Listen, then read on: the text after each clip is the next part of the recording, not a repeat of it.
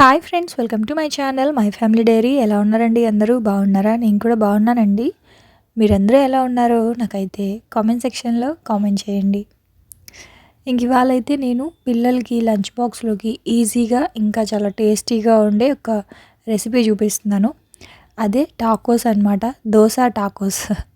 మామూలుగా అయితే మనము చపాతీతో చేస్తాం కదా టాకోస్ అనేవి. సో ఇవాళ నేను చపాతీకి బదులుగా దోశతో చేస్తున్నాను, ఆలూ కర్రీతోటి.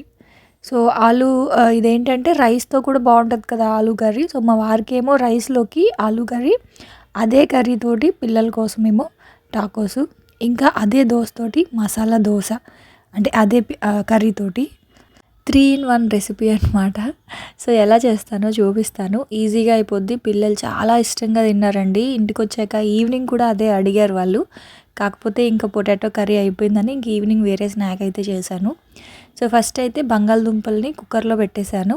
ఆ తర్వాత పల్లీలు, పచ్చిమిరపకాయలు అవన్నీ ఫ్రై చేసుకున్నాను చట్నీ కోసము. ఇంక ఈ లోపల టీ అయితే మరిగిపోయింది. ఇంకా మా వారికైతే రైస్ ఖచ్చితంగా ఈ దోసలు ఇలాంటివి అయితే తినరు. పిల్లలు తినేవి మా ఆయన పెద్దగా తినరు. అందుకని చెప్పేసి ఇంకా తన కోసం సపరేట్గా రైస్ అయితే పెట్టేశాను. ఇంకా టీ అయితే మామయ్యకి మా వారికి ఇచ్చొచ్చేయాలి. నేనైతే తర్వాత తాగుతాను, మీకు తెలుసు కదా టైం ఉండదు. సో హాట్ వాటర్ మరిగే లోపల ఇంకా వీళ్ళకి టీ ఇచ్చేసి వస్తాను. ఆ తర్వాత ఈ ఉల్లిపాయలు, పచ్చిమిర్చి ఇవన్నీ ఏమైనా కటింగ్స్ ఉంటే చేసుకుంటా ఉన్నా. అయితే బంగాళదుంపలు ఒక్క విజిల్ వస్తే చాలు, బాగా ఉడికిపోతాయి అన్నమాట. అయితే ఇంకా వాళ్ళకి త్వరగా టైం అయిపోతుందని మా వారిని కాస్త పొట్టు తీసి ఇమ్మని చెప్పాను. ఇంక ఈ లోపల మామూలు దోశ అయితే వేసిస్తున్నాను పిల్లలకి. ఆలూ కర్రీ అయితే ఏం పెట్టట్లేదు. ప్లెయిన్ పేపర్ దోశ అని అడిగారు వాళ్ళు. సరే అని చెప్పేసి ఇంక మామూలుగా ప్లెయిన్ దోశలాగా అయితే వేసి ఇచ్చేస్తూ ఉన్నాను. ఇంకా ఒకవైపు కడాయిలో ఆయిల్ వేసుకున్నాను. అంటే ఒకవైపు దోశలు అయితే వేసిస్తూ ఉన్నాను. అంటే మళ్ళీ టాకోస్ కాలడానికి టైం పడతాయి. దోశలు కొంచెం ఎర్రగా అలా కాలడానికి టైం పడతాయి కాబట్టి ఫస్ట్ అయితే నార్మల్ దోశలు అయితే వేసి ఇచ్చేస్తున్నా, వాళ్ళు తినేస్తారు కదా. ఈ లోపల నేను ఆలూ కర్రీ అయితే ప్రిపేర్ చేసుకుంటున్నాను. మామూలుగా మసాలా దోశకైతే మనము పోపు పెట్టుకుంటాం కదండి. ఆవాలు, జీలకర్ర అవన్నీ, శనగపప్పు, మినప్పప్పు అవన్నీ వేసి పోపు పెట్టుకుంటాం కదా. సో ఇంక ఇదేంటి అంటే కొంచెం జీలకర్ర, ఆవాలు ఇలాంటివి వేయకుండా ఓన్లీ పచ్చిమిర్చి, ఉల్లిపాయతోటే పోపు పెట్టుకోవాలన్నమాట. ఇంక శనగపప్పు, మినప్పప్పు ఇట్లాంటివి ఏమీ వేయకూడదు. సీజనింగ్ అనేది మనకు కొంచెం చిల్లీ ఫ్లేక్స్, ఆరిగానో వాటిలతో చేసుకుంటాం కాబట్టి ఇంకా పప్పులు, ఆవాలు, జీలకర్ర వేస్తే బాగోదు. అందుకని ఆయిల్లో ఫస్ట్ పచ్చిమిర్చి వేసేసాను. పచ్చిమిర్చి వేసిన తర్వాత ఉల్లిపాయలు అయితే వేసుకున్నా. ఆ తర్వాత ఒక పావు స్పూను అల్లం వెల్లుల్లి పేస్ట్. యాక్చువల్గా అల్లం వెల్లుల్లి పేస్ట్ కంటే కూడా ఓన్లీ వెల్లుల్లిపాయలని చితక్కొట్టి వేసుకుంటే బాగుండేది. కాకపోతే నా దగ్గర లేదని ఇంకా అల్లం వెల్లుల్లి పేస్టే వేసేసా. ఇది కూడా బాగుంది. ఆ తర్వాత మిరియాల పొడి, ఆరిగానో, చిల్లీ ఫ్లేక్స్, కాస్త సాల్ట్ వేసేసుకొని మొత్తం ఒకసారి ఇలా బాగా ఫ్రై చేసేసుకోవాలి. ఆ తర్వాత ఉడికించి పెట్టుకున్న బంగాళదుంపలు ఉన్నాయి కదా, దాన్ని బాగా మెత్తగా ఇంకా అందులో వేసేయాలన్నమాట. ఇదిగోండి. అయితే ఇక్కడ ఈ రెసిపీతోనే ఇంకొక స్నాక్ కూడా చేయొచ్చండి, సేమ్ ప్రాసెస్.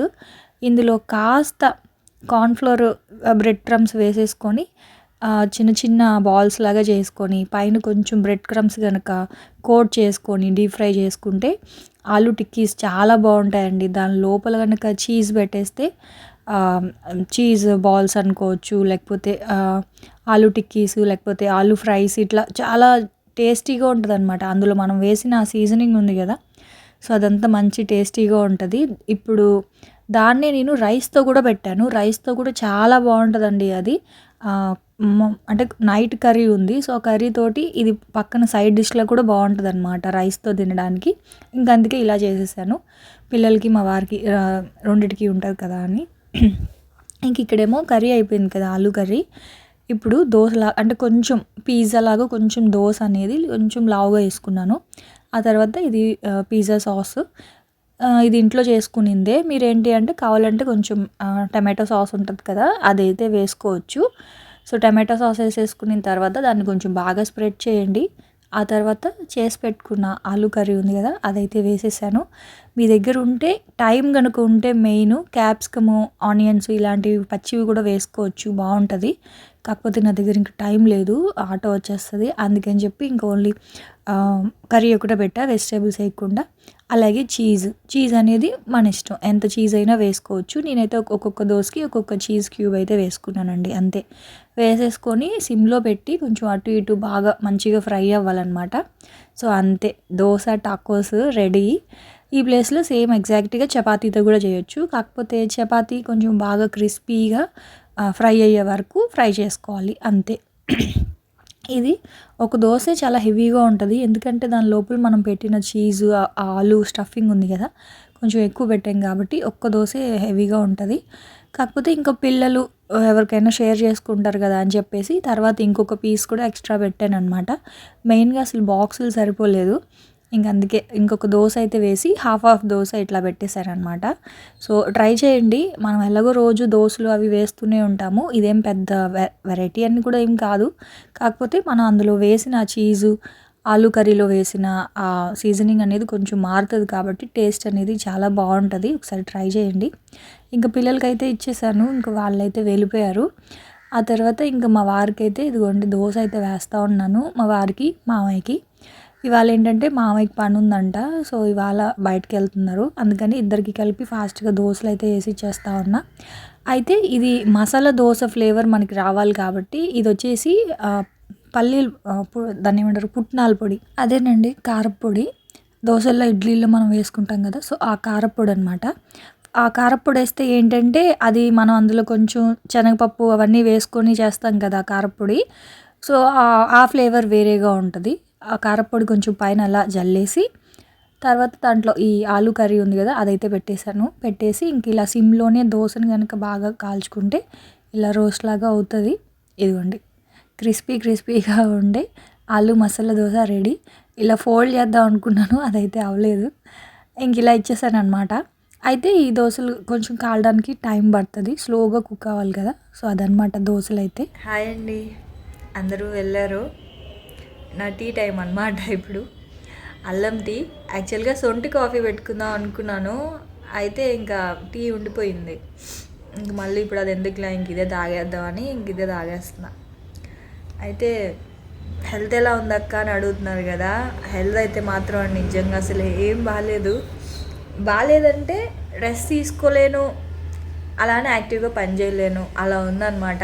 అంటే బయట అందరికీ అలాగే ఉందిలేండి, జ్వరాలు జలుబులు దగ్గు మెయిన్ అసలు వస్తే వదలట్లేదండి.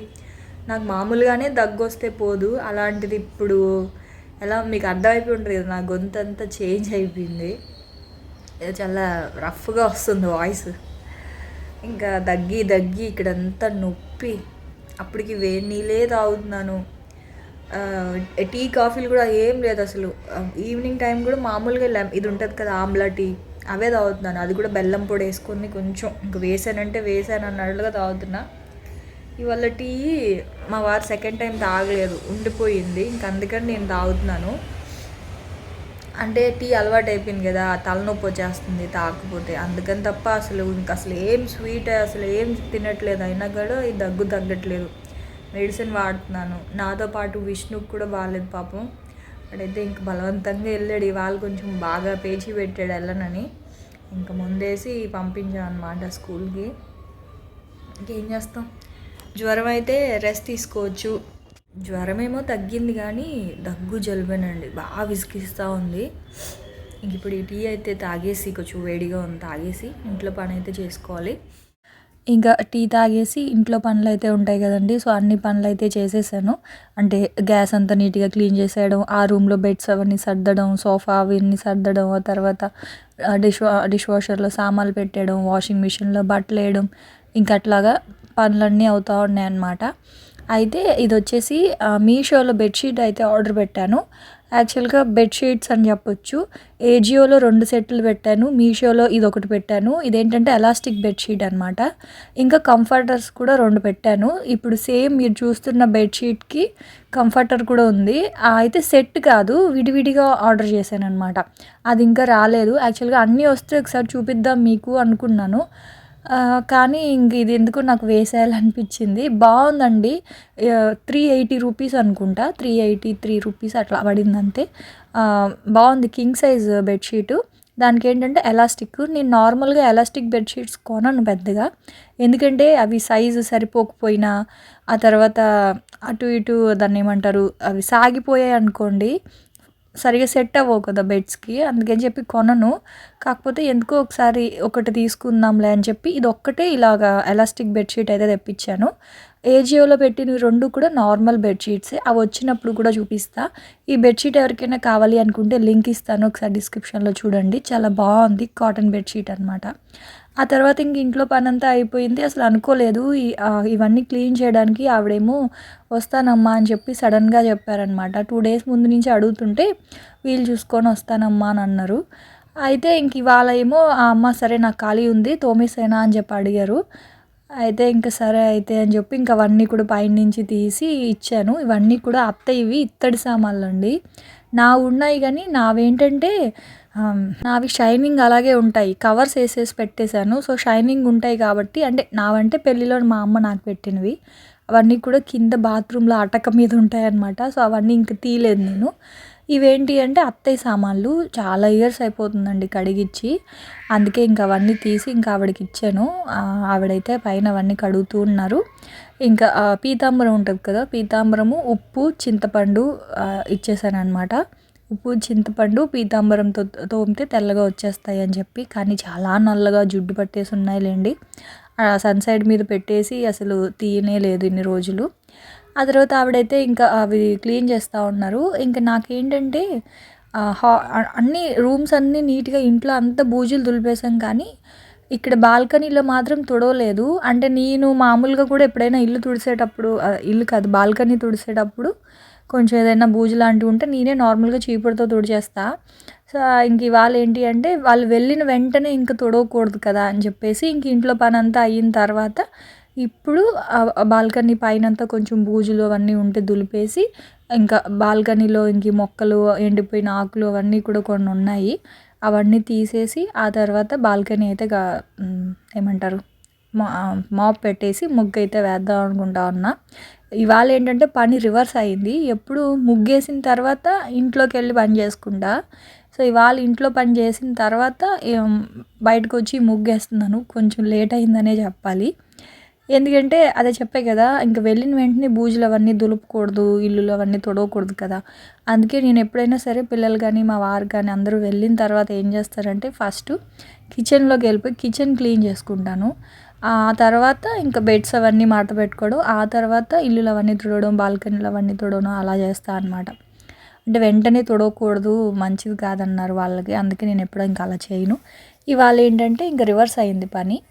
ఆ తర్వాత ఇంక మొత్తం అంతా క్లీన్ చేసేసి ఇంక తెలుసు కదా! మొక్కలకైతే వాటర్ అయితే వేస్తా ఉన్నాను. అసలు మొక్కల గురించి పట్టించుకోవడానికి టైమే ఉండట్లేదండి. అసలు ఎంత బాధేస్తా ఉందో నాకు. ఇవేమో ఎదుగుతున్నాయి. మొక్క అనేది ఎలా పడితే అలా ఎదిగినా కూడా అందంగా ఉండదు. ఏదో గుబురుగా అట్లా అయిపోతాయన్నమాట. సో, ఇంక అవన్నీ కూడా అప్పుడప్పుడు కొంచెం టైం ఉన్నప్పుడు అవి కట్ చేసేసి పడేస్తా ఉన్నాను. ఇంకా వేరే ఆప్షన్ లేక. ఎందుకంటే ప్లేస్ లేదు. కొత్త మొక్కలు కొందామన్నా సరే పెట్టుకోవడానికి ప్లేస్ లేక ఇంక కొత్త మొక్కలు కూడా ఏమీ కొనట్లేదు. ఇండోర్ ప్లాంట్స్ ఏదైనా తెచ్చుకుందాం అని ఉంది కానీ ఇంకా ప్లేస్ లేదనేసి ఆగిపోయాననమాట. ఆ తర్వాత ఇంక మొత్తం అంతా ఇలా క్లీన్ చేసేసుకొని ముగ్గయితే పెట్టేశాను. సో, ముగ్గయితే ఎప్పుడు పెట్టే రెగ్యులర్ ముగ్గే అనమాట. 7 చుక్కల ముగ్గు.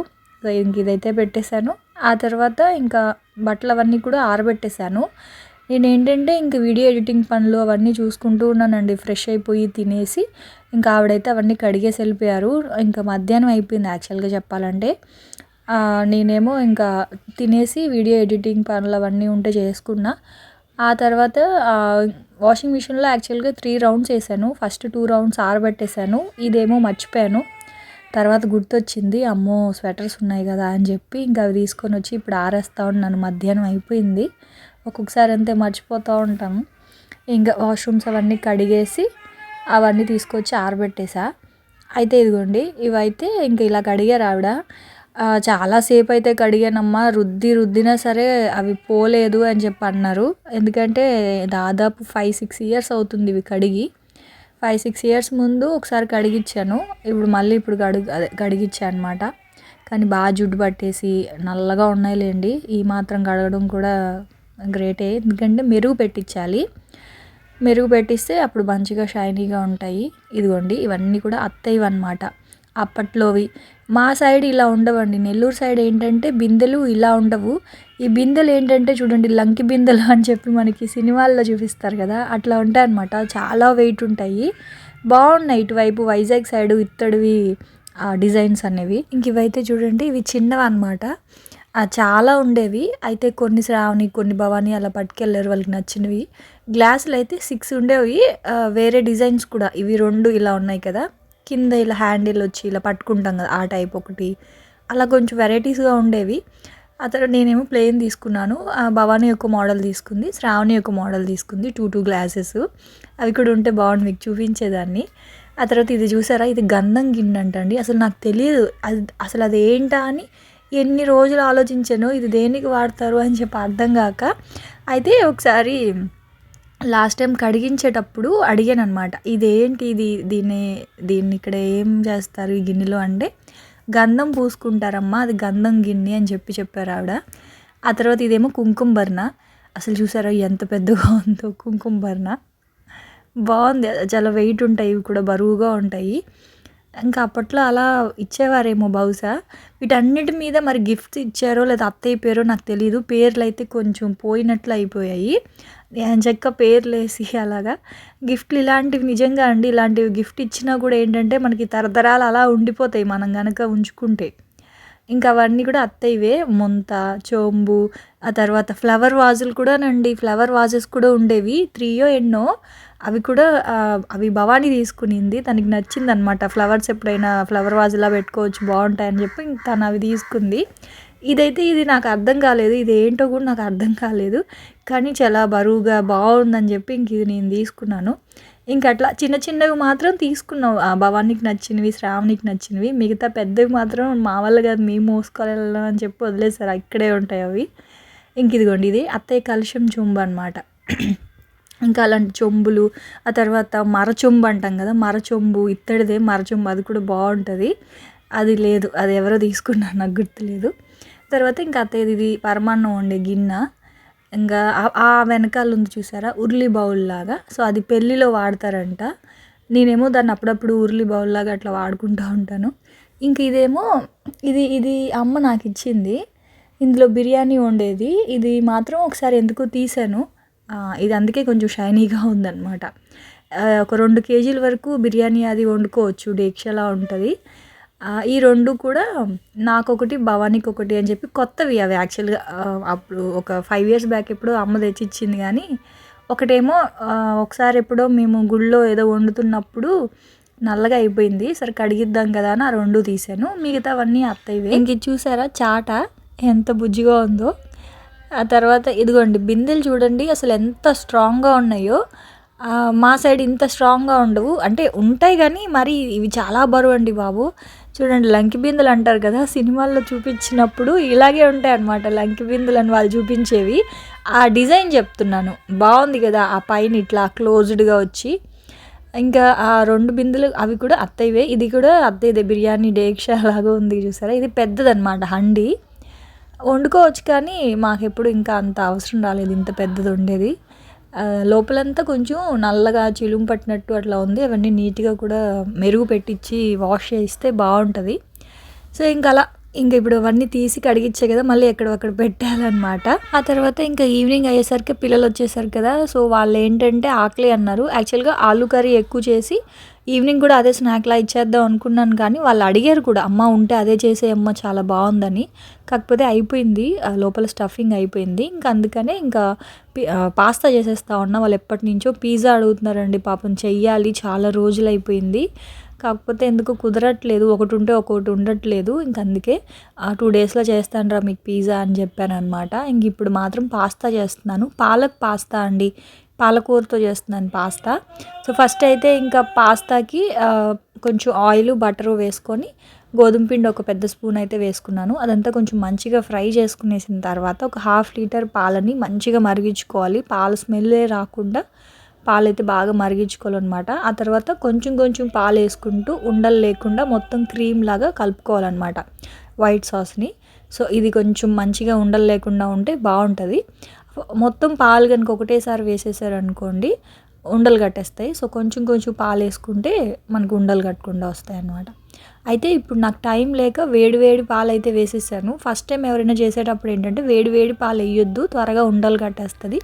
కాచి చల్లార్చిన పాలనుకోండి మనకి స్లోగా కుక్ అవుతుంది కాబట్టి త్వరగా ఉండలు కట్టదనమాట పిండి. సో ఇప్పుడు నాకంటే కొంచెం అలవాటు కాబట్టి ఇంకా వేడి పాలు కూడా వేసేసాను. ఆ తర్వాత ఇంకా అది బాగా మంచిగా కలిపేసాను. చీజ్ అయితే మీ ఇష్టం అండి, ఎన్ని క్యూబ్స్ అయినా వేసుకోవచ్చు. 2 క్యూబ్ల, 4, 5 అట్లా ఎన్నైనా వేసుకోవచ్చు. నా దగ్గర అయితే 2 ఉన్నాయి, అందుకని ఇంకా 2 వేసా. ఆ తర్వాత ఇక్కడ క్లిప్పింగ్ మిస్ అయిందండి, పాలకూర వేసేది. ఏమైందంటే లాస్ట్ వీక్ నేను పాలకూర తెచ్చినప్పుడు అవి వాడిపోతున్నాయన్నమాట. అందుకని నేనేం చేశానంటే పాలకూర పప్పు ఏదైనా చేద్దామంటే వాళ్ళు వద్దన్నారు. ఇంకా మా వాళ్ళందరూ ఉన్నారు కదా, సో అప్పుడు ఇంక వద్దన్నారు. అందుకని చెప్పేసి ఇంకా పాలకూర వేస్ట్ అయిపోతుందని చెప్పి ఏం చేశానంటే కట్ చేసేసి కొంచెం ఒక 5 మినిట్స్ బాయిల్ చేసి పేస్ట్ చేసేసి ఫ్రిడ్జ్లో పెట్టేశాను, డీప్ ఫ్రిడ్జ్లో. సో అప్పుడు ఏంటంటే ఎప్పుడు కావాలంటే అప్పుడు వాడుకోవచ్చు కదా అని. కానీ ఎప్పుడు నేను పాలకూరని ఫ్రెష్గానే వాడతానండి, మీకు కూడా తెలుసు కదా. కాకపోతే ఆ రోజు ఇంకా వాడిపోతుంది, పాడేస్తాం కదా పాడైపోతే, అందుకని చెప్పి ఇంకా అలా చేసి ఫ్రిడ్జ్లో పెట్టా. ఇంక ఇప్పుడు ఏంటంటే అది తీసి డైరెక్ట్గా ఇంకా పాస్తాలో వేసేసుకున్నాను అనమాట. ఆ క్లిప్పింగ్ మిస్ అయిపోయింది. ఆ తర్వాత ఇంకా ఉడికించుకున్న పాలకూర పేస్ట్ అయితే వేసేసాను. ఆ తర్వాత ఇంకా ఆరిగానో, చిల్లీ ఫ్లేక్స్, సాల్ట్ అయితే చూసి అయితే వేసుకోండి. ఎందుకంటే మ్యాక్రోనీస్ ఉడికించేటప్పుడు సాల్ట్ వేస్తాను, పాలకూరలో కూడా సాల్ట్ ఉంది కాబట్టి చూసుకొని వేసుకోవాలి. అంతేనండి, palak pasta ready. So palak pasta చేసాం కదా అని గోంగూర పాస్తా ఇట్లా దయచేసి చేయొద్దు. పాలు విరిగిపోతాయి, ప్లస్ మనకి మోషన్స్ పట్టుకుంటాయి. ఎప్పుడు గోంగూర పాస్తా ఇలాంటివి మాత్రం ఎవరు చేయొద్దండి. అసలు ఆ రెసిపీ మంచిదే కాదు, టేస్ట్ బాగోదు, తినడానికి కూడా బాగోదు, కడుపుకు కూడా అంత మంచిది కాదు ఆ కాంబినేషన్. కానీ పాలక్ పాస్తా బాగుంటుంది, ట్రై చేయండి.